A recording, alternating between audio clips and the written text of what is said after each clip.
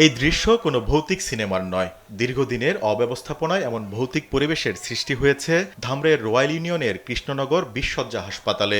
জরুরি বিভাগ, nurse station, mail ও female ward, ওটি সর্বত্রই এখন জনমানব শূন্য এক নীরব পরিবেশ। ২০০৬ সালে ১২ বিঘা জমির উপর আধুনিক মানের বিশসজ্জার এই হাসপাতালটি গড়ে তোলে স্বাস্থ্য ও পরিবার কল্যাণ মন্ত্রণালয়ের নির্মাণ ও রক্ষণাবেক্ষণ ইউনিট। হাসপাতালের প্রধান ভবন, চিকিৎসকদের আবাসিক ভবন, গাড়ির গ্যারেজ, বিদ্যুৎ সহ নানা ধরনের সুযোগ সুবিধা থাকলেও বরাদ্দ আর সংশ্লিষ্টদের নজরদারির অভাবে বন্ধ হয়ে আছে হাসপাতালের সেবা কার্যক্রম। ডাক্তাররা এসে খুলাইয়া আবার চলে যা, হেরা হাজিরা দিয়ে চলে যা।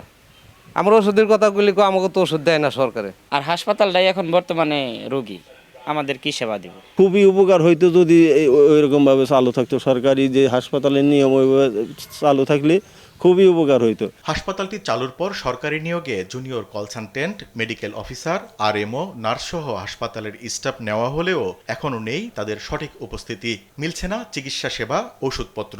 হাসপাতালটির সুবিশাল জায়গায় আনাগোনা বেড়েছে মাদকসেবী ও অপরাধীদের। হাসপাতালের সাইডে এখন খুবই মাদকের রাখা, মানুষ এসে আড্ডা মারে, বাজে ছেলেপেলেরা আসে, মাদক সেবন করে। এগুলা থেকে আমরা পরিত্রাণ চাই। প্রাতিষ্ঠানিক অনুমোদন ও বরাদ্দ পেলে শুরু হবে কার্যক্রম, বলছেন উপজেলা স্বাস্থ্য কর্মকর্তা। কৃষ্ণনগর বিশসজ্জা বিশিষ্ট হাসপাতালটি তৈরি হয়েছে দীর্ঘদিন ধরে, কিন্তু এটার প্রাতিষ্ঠানিক অনুমোদন এবং বরাদ্দ না থাকায় হয়তো কার্যক্রম ফুল ফেজে চালু করা যাচ্ছে না। প্রাতিষ্ঠানিক অনুমোদন পেলে এবং সকল বরাদ্দ পেলে আমরা অবশ্যই এটার কার্যক্রম অতি দ্রুতই শুরু করতে পারবো। প্রান্তিক পর্যায়ের মানুষের স্বাস্থ্যসেবা নিশ্চিতে বিশসজ্জা বিশিষ্ট হাসপাতালটি নির্মাণ করা হলেও এটি বন্ধ থাকায় জরুরি প্রয়োজনে রোগী নিয়ে ৩০ কিলোমিটার দূরের কোনো হাসপাতালে যেতে হয় স্থানীয়দের। দেওয়ান ইমন, দেশ টিভি, সাভার।